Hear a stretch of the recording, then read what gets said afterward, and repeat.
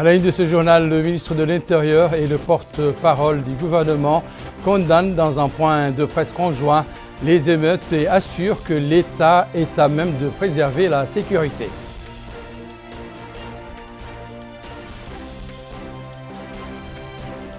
Notre pays et la France signent un accord relatif à l'activité de plateforme France volontaire en Mauritanie.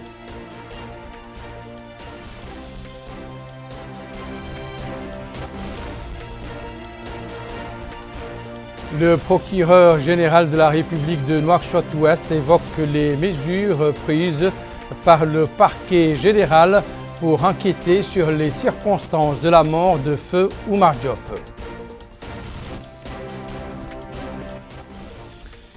Mesdames, Messieurs, bonsoir et bienvenue à cette édition du journal que nous ouvrons par le point de presse du gouvernement consacré aux circonstances des décès de feu Oumar Diop et Mohamed Lemine Sambe, ces derniers victimes des émeutes que la ville de Bogué a vécues aujourd'hui.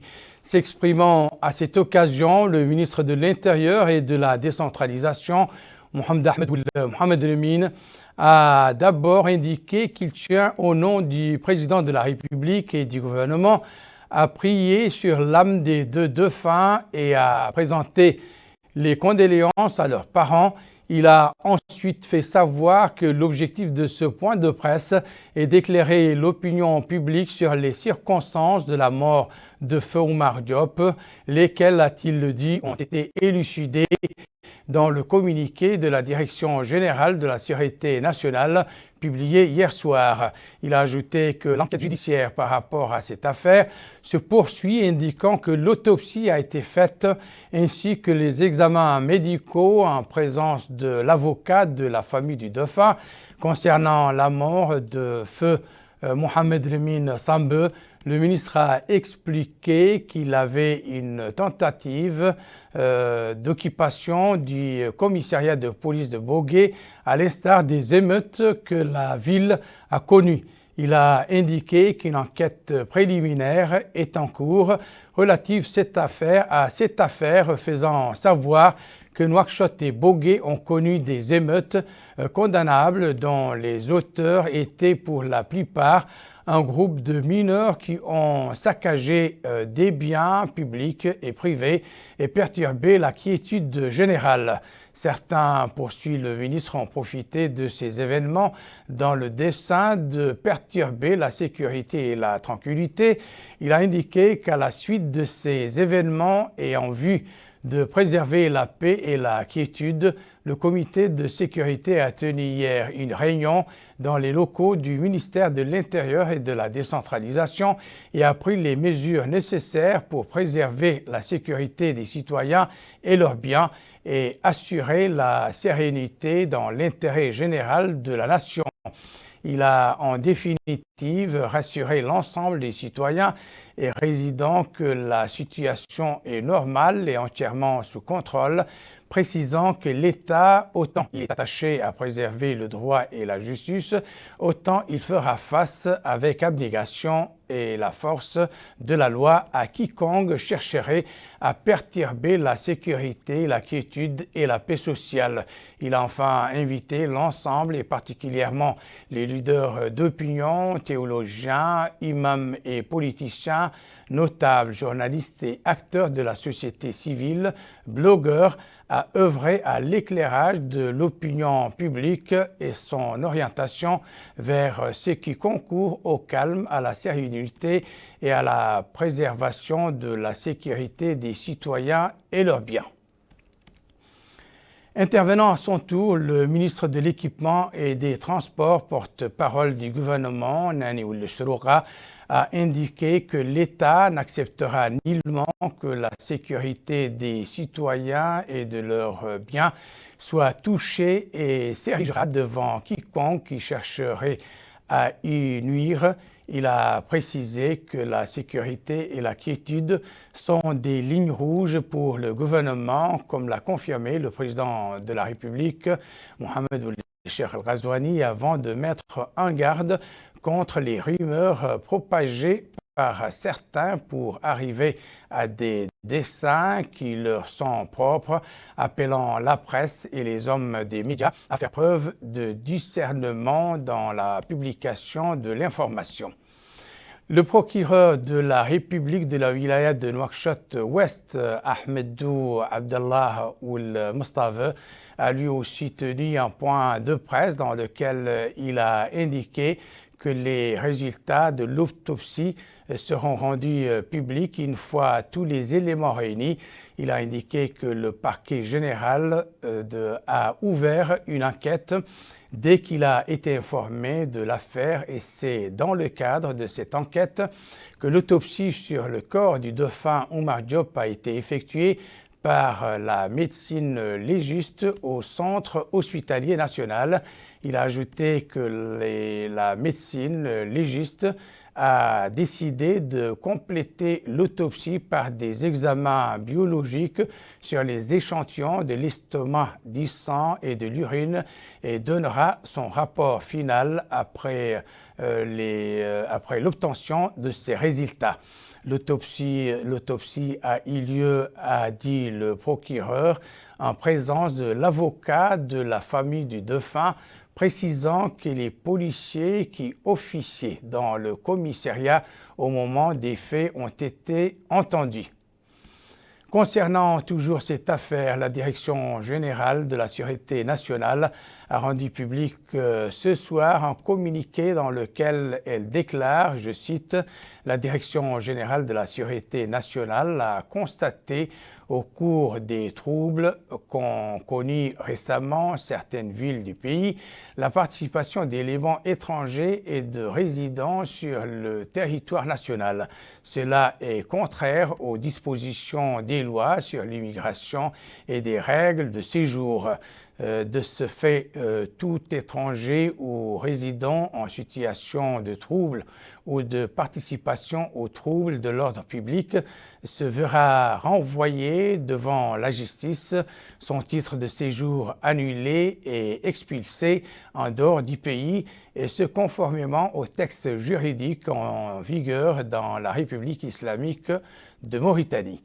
L'actualité est marquée par ailleurs ce jour par l'entrevue du ministre des Affaires étrangères, de la coopération et des Mauritaniens de l'extérieur, Mohamed Salim Ould Merzoug, avec Oumarou Diarra, ministre auprès du ministre malien de la Santé et du Développement social, chargé de l'action humanitaire, de la solidarité des réfugiés et des déplacés.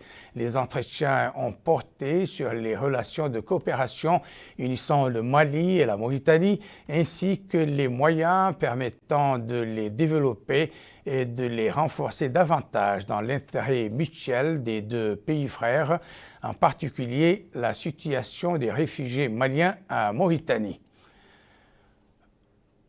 Mohamed Salim Ould Merzoug a par ailleurs signé avec l'ambassadeur de France dans notre pays, en Mauritanie, Alexandre Garcia, un accord relatif à l'activité de plateforme France Volontaire dans notre pays. Cet accord permet à France Volontaire de réaliser des programmes de développement en Mauritanie, de promouvoir l'expertise dans divers domaines de développement, d'échange, d'expériences et de visite de volontaires des deux pays. Nouakchott a abrité aujourd'hui un atelier de validation d'une politique éducative visant à améliorer la formation et la gestion des enseignants. La rencontre est organisée par le ministère de l'Éducation nationale et de la réforme du système éducatif en coopération avec l'UNESCO à travers le projet d'amélioration de l'éducation dans les pays du Sahel financé par l'Union européenne. Aminata Khan. Validation de la politique éducative. L'objectif est d'approuver ce document inhérents à la politique éducative. Plus de 50 acteurs de secteurs différents participent à cette rencontre. Présent à la rencontre, le secrétaire général du ministère de l'Éducation nationale et de la réforme du système éducatif, Ahmedou Oulakhtayra, a d'emblée indiqué que l'objectif de cet atelier s'inscrit dans le cadre de la politique générale du secteur visant à améliorer le système éducatif et à relever le niveau de l'enseignement. Il poursuit en indiquant que l'enseignant est considéré comme étant la pierre angulaire de la réussite du système scolaire, confirmant que l'élaboration de cette politique est au cœur du programme du président de la République, Mohamed Ould El Ghazouani. L'organisation de cet atelier, dira le secrétaire général, contribuera à la réalisation des priorités du secteur dans la mise en œuvre du 4e objectif des ODD et renforcera les efforts de l'État pour améliorer les capacités des enseignants pour que ces derniers assurent une éducation de qualité et contribuent à la promotion et au développement de la bonne gouvernance dans notre système éducatif.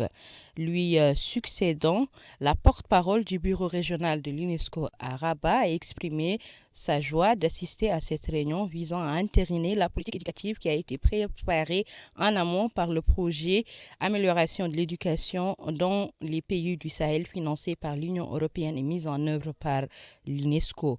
Enfin, le représentant de l'Union européenne s'est exprimé et il a déclaré en substance. Dans les projets d'écoles républicaines que la Mauritanie veut mettre en place, l'enseignant doit être vraiment au cœur de, de cette ambition. Ce n'est pas pour diminuer d'autres éléments, mais c'est vrai que finalement, sont de bons enseignants. On peut avoir les écoles, les infrastructures les plus belles, on peut avoir les meilleurs manuels, on peut avoir les programmes les plus pointus, mais s'il n'y a pas les bonnes personnes pour les apprendre aux élèves, voilà, on n'ira pas loin. Il est à noter que depuis la mise en place de l'école républicaine, notre pays s'est associé avec plusieurs partenaires au développement avec un seul objectif, mettre à niveau le système éducatif national pour préparer un avenir radieux pour les fils de la Mauritanie. Le rappel à présent des principaux titres de cette édition. Le ministre de l'Intérieur et le porte-parole du gouvernement condamnent dans un point de presse conjoint les émeutes et assurent que l'État est à même de préserver la sécurité. Notre pays et la France signent un accord relatif à l'activité de plateforme France volontaire en Mauritanie.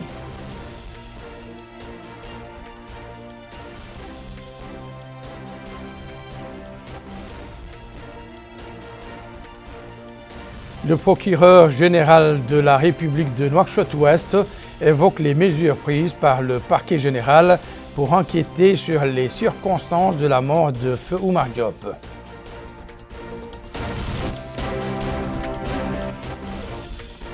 C'est la fin de cette édition. Merci pour votre attention. Excellent moment avec le reste des programmes d'El Mauritania. Au revoir.